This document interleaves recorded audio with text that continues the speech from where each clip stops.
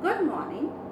Today I'm here with the explanation of the poem Where the Mind is Without Fear, written by Rabindranath Tagore. This poem is set in the country of the poet's dream.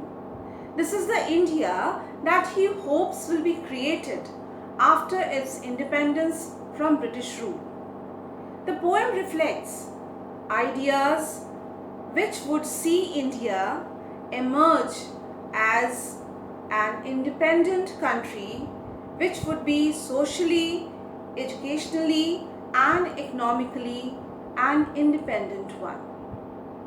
Now I am going to tell you something about the poet. Rabindranath Tagore was the youngest son of Debendranath Tagore and Sharda Devi. He was born on 7th May 1861 in Calcutta, Bengal. Rabindranath was fondly called Rabi by his parents. His father was a well-known Hindu philosopher and social reformer who introduced little Rabi to the world of theatre, music and literature at an early age. His notable works are Gitanjali, Ghore Baire, Geet, and Amar Shonar Bangla. Apart from this, he was also the writer of the national anthem of our country. His notable awards: Nobel Prize in Literature in 1913, and on 7th August 1941, he took his last breath in Calcutta, Bengal. Rabindranath Tagore was a writer, a composer, a philosopher, social reformer, and a painter. Gitanjali is a collection of poems written by this Bengali poet, and it was originally published in Bengali language in the year 1910.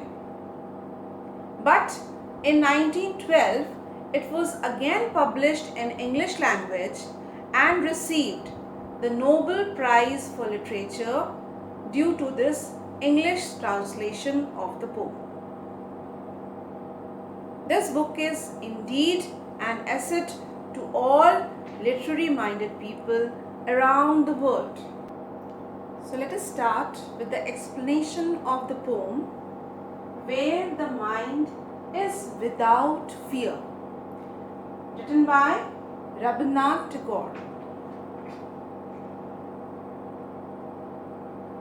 Where the mind is without fear and the head is held high, where knowledge is free, where the world has not been broken up into fragments by narrow domestic walls.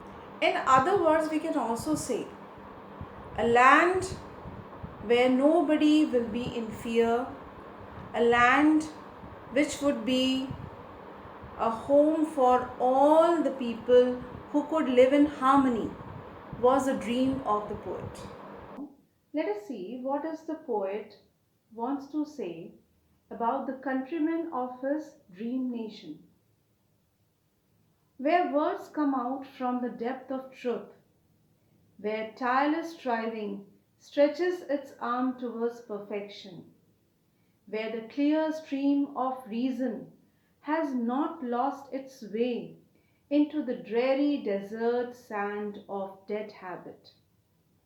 Now, in these lines, the poet says that in the India of his dream, everyone should be true and never lie for their own advantage.